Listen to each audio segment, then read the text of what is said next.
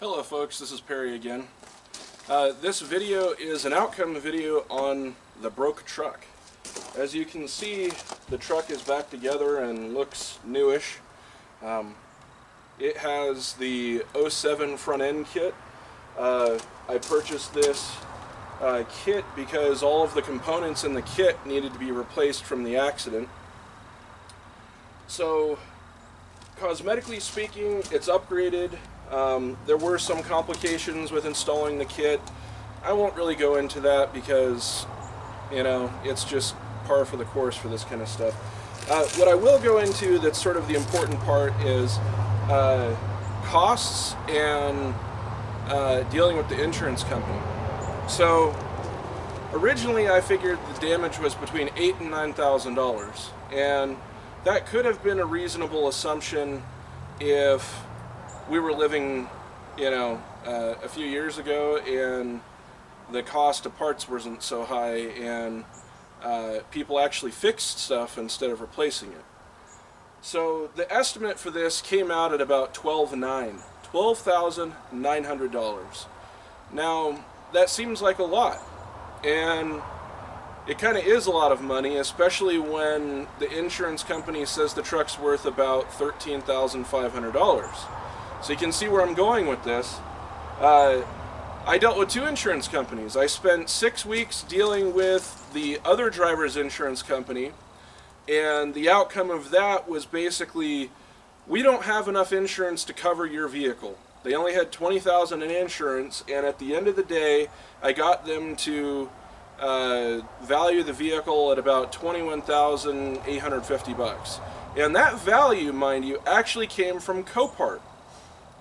When I was talking with the insurance company and they do their little magic wand wave stuff and they put the truck through their computer, they said it was only worth like maybe 15 and some change at most, maybe 14 and a half, 15. So I disputed that because I have a not a brand new, I have an ATS stage 1 towing transmission, and I upgraded the turbo to it's the PowerMax GTP 38R turbo, as well as a few other things that I did to the truck back in 2015. That work, the sum total of all that work to make the truck more or less bulletproof for the rest of its life, cost me $13,000. Of that $13,000, roughly 10 grand of it was hard parts. It was just, you know, the parts manifest for all the work that was done to it. Now, some of you might say, well, gee, why'd you spend $13,000 in a $13,000 truck? Well, the simple answer is, when you go out and try to find another truck, you're not going to find it. You know, in 2015, the 6.7 still had a bad rap because the ball bearing turbo, the ceramic ball bearings were going bad, and they were kind of an unknown quantity, but they were also, you know, $60,000 or $70,000 trucks. And I looked at it, I said, well, I've got a truck of so many years old, and, you know, do I spend money on the truck now to make it bulletproof for the rest of its life, or do I buy another truck?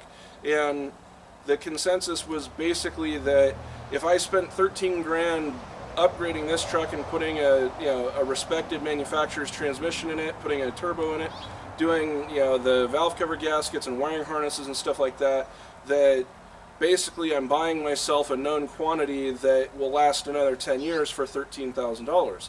So my amortized cost is about $1,300 a year or $100 a month, give or take. Now, this truck, when I bought it, was $28,000, $28,500, and the current value of this truck as it sits is about $22,000. And I've owned this truck for almost 12 years now, 11 years. So the truck has held its value very well, as all 7.3 Power Strokes do. But this one's in clean shape. It has 180,000 miles on it now, of which I put 130,000 on it. So, you know, the rationale was, you know, was there for doing it. However, when you go to the insurance companies, they basically say one transmission is as good as another. It doesn't matter that your transmission costs $4,500 and OE replacement is $2,500. So, you know, there was some dispute there. We ended up at $21,800, which I thought was a little, you know, it's reasonable. I mean, I got like 20. It would cost me $26,000 to rebuild the truck. to do the same thing, and they offered me $21,800. But then they said, well, if you don't keep the truck, so I had two choices. I could keep the truck and spend the money, which I would have gotten about $17,500, and I could have repaired the truck, but had a salvage title, which meant the truck was effectively worthless, in terms of resale if I ever decided to trade it in again. The next best option really came down to buying a 6.7, a used 6.7, and the cheapest used 6.7 dually that I could find anywhere within a 1,500 mile radius was about $30,000. So there's a gap right there that, assuming that I could get my insurance to kick in on the gap, which in Oregon that's how it works. Your insurance is share liability when there isn't enough coverage on the other company's insurance. So I would be, I'd have a down payment of about $21,750, and I would have a note of probably $10,000. So here I am driving down the road, somebody pulls out in front of me, and it's entirely their fault, and I have to go into debt for 10 grand and take on another payment that I don't want to, just to replace my damn truck. And I wasn't really having that, so I pushed the insurance company, and ultimately I went to my insurance company, thought, oh, I'm going to get better results from them. Well, it took 6 weeks of dealing with them, and ultimately it was a worse deal with them. But there was two upshots. One, Farmers considers any frame section replacement under Oregon rules to be a salvage title. Nationwide, on the other hand, interprets the rules as, if the front section of the frame is meant to be replaced by the manufacturer, which on these there's a seam and some welds and rivets, and you just pop those rivets apart, grind a couple welds, and the whole front section of the frame comes off, and they sell a replacement section for $1,800. So under their rules, if the frame was repaired with a frame section, it would not be a salvage title. So I went to a local body shop that it specializes in repairs, and said, can you straighten my frame instead of replace it? And they said, yes, we can straighten your frame. It'll cost X amount of dollars. I said, okay, that X amount of dollars is less than the Y amount of dollars it costs to do a frame section. And it's my original frame. Now, some of you might speculate and say, well, gee, hey, it's, you've got a bent frame and you're bending it back, and it's mild steel. It doesn't have a temper. It's 36,000 psi, mild steel. You can heat it up, you can straighten it, you can put the frame back, and it doesn't lose any of its strength. Now, if you were to heat it and move it a lot, you might disrupt everything, the molecular structure of it, the crystalline structure, enough to cause a long-term problem. And yes, when the frame rails are originally stamped, they're cold worked, and that cold working does impart more strength into them. So in theory, if you bend it back and you use heat to try to take out some of the puckers in the frame, you are taking some of that stress out, which was initially put in by the factory. But there's enough of a margin in these designs that it doesn't matter. You can straighten the frame, and the frame was straightened. So they moved this. They straightened the frame. They straightened the cab. It was like 4 inches out. It got pushed over to the driver's side about 4 inches. It broke the fan. It broke the fan shroud. It boogered up the radiator. It broke one of the tabs on the intercooler, but the intercooler was still intact. That was really about it. All they had to do was just straighten the frame out, replace the radiator, fan, shroud, intercooler. And I bought an aluminum intercooler for $200 when the factory intercooler lists for $700. So I've got a full welded aluminum intercooler replacement, and it's a plate and bar style like the factory one, and it's the same size. I don't know that it imparts any better performance, but hey, it was $200 and it's solid aluminum, so I don't have to worry about breaking plastic in the future. So, and then of course everything in front of the core support needed to be replaced. The headlights, the grille, the header panel, the bumper, the fog lights, all that stuff had to be replaced. But getting back to the insurance, what I learned is that it doesn't always benefit you to go to your insurance, because your insurance, you're basically getting coverage for your accident based on what you pay in premiums. And in this case, they said, I didn't have coverage for the performance parts I put on the truck. So they really only added $1,000 to the value of the truck based on the $1,000 extra I paid for tools in the toolbox that are sitting in the trunk of my bed. And so they valued the truck at like $15,900, and the total value, it came out to like $12,900. They wrote a check for $12,400 to the for repair, and I got my $500 deductible back through subrogation. But the point is that it's often better if you can go through the other guy's insurance. You might get a better deal. Now, had I taken their deal in the first place, let's talk numbers. If I had taken their $17,500 and I paid the roughly $13,000 it cost to fix this, and I'll get to that in a second. If I had paid that $13,000, I would have had about $4,500 in my pocket to put into the truck and say put a utility bed on it or something like that. Now, my insistence to keep it a non-salvage title, a clean title, meant that the insurance company paid out to repair it. Now, I'm actually a little bit underwater in that because I paid money out of pocket to buy certain components for this, and I only got $300 and something back, but I paid like $1,500 or $1,800 out of pocket to buy parts, which means that if you take the 300 something bucks, I'm down to about 1,500, and you take the 500, I'm down to 1,000. I'm somewhere out $1,000 out of pocket because somebody pulled out in front of me. Now, yeah, I got to get all my receipts together, and I got to figure out, the extra 8 hours the body shop charged me for fitting this 07 front end kit, because it's not a bolt-on kit. No matter what the website says, they're not telling you the truth. This is not a bolt-on kit. It doesn't come with instructions. The hardware is sort of like a mix and match, and because they don't give you instructions, they don't even give you a manifest sheet knowing what's supposed to be in the kit, you're kind of left figuring stuff out for yourself. And if it's yourself, that's okay. If it's a body shop, you're paying their time. So it's $65 an hour, 8 hours, about like another $480. So now we're down to about $500 that I'm out of pocket, and I need to go back and I need to produce all my receipts and go to the insurance company and say, look, yeah, my truck was fixed, but I haven't been made whole.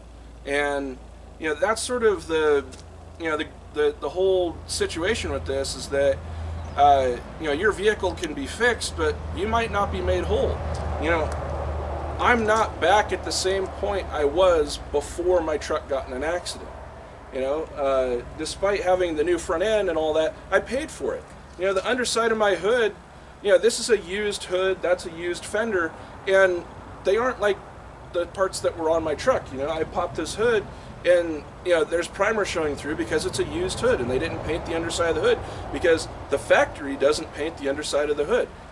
My hood was painted on the underside, and it looked fine. So there's a few things that I have to go through and deal with to really make it, to my level of acceptability.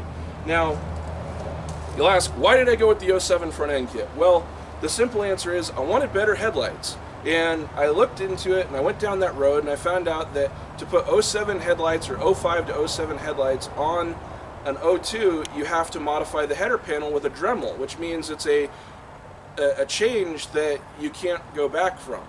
And I didn't want to just get my truck back and then go and cut a brand new header panel apart to put later model headlights in it. And so what I did is I just bought the kit because I figured that would be the better solution. Well, it turns out that I bought the kit and I ended up paying another effectively $500 to have them install the kit on the truck, and I could have just put different headlights in there and gotten better results. Now, that being said, when I got it back with the halogen bulbs that shipped in there, these headlights kind of sucked at night. They weren't any better than the 02 headlights. What I did to make that better is I put LED bulbs in my fog lamps. So these are the brightest LED bulb you can get, and these are designed a little bit different than the factory ones. Even though they look identical, they don't have the little metal reflector assembly that hides the tip of the bulb. So the LEDs that shine out of the tip of the bulb actually work. And then I installed HID bulbs in the headlamp housings. So now, whenever I drive at night, I've got HID lamps and LED fogs, which I leave these on all the time now, so that I've got running lights. Because this truck was not one of the running light options. They had a running light option where it had a little ballast resistor that ran the headlamps all the time. I don't have running lights, so I've got the fog lamps turned on so that it's an automatic mode, and the fog lamps stay on all the time, and the headlights only come on at night. I'll just turn it on real quick and show you.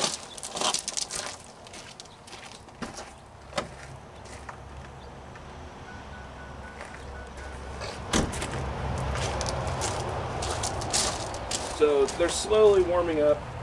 Yeah, they're kind of hard to see. I don't know if you can see them on the camera, but they sure make a difference at night. The other thing is, whenever I got the 07 front grille, my grill had like a stainless tubular insert, and it's sort of one of those J.C. Whitney specials, I think is what it was, is that a lot of the early grills, they had this part protruded and this part protruded, and then the bars were inset, and so the grill assembly, the stainless grill assembly, covered the entire front end except for the Ford logo. And with this front end, it was $650 for the stainless grill assembly on eBay, which was absolutely ridiculous. So I just bought the later model grill, and I have some grill inserts to put in here, but I'm not really sure I'm going to put the grill inserts in here. I wasn't really too thrilled with them the way they looked, so I'm not really too sold on the factory look, but it's just sort of, I got to let it kind of set with me, and then I'll make a decision.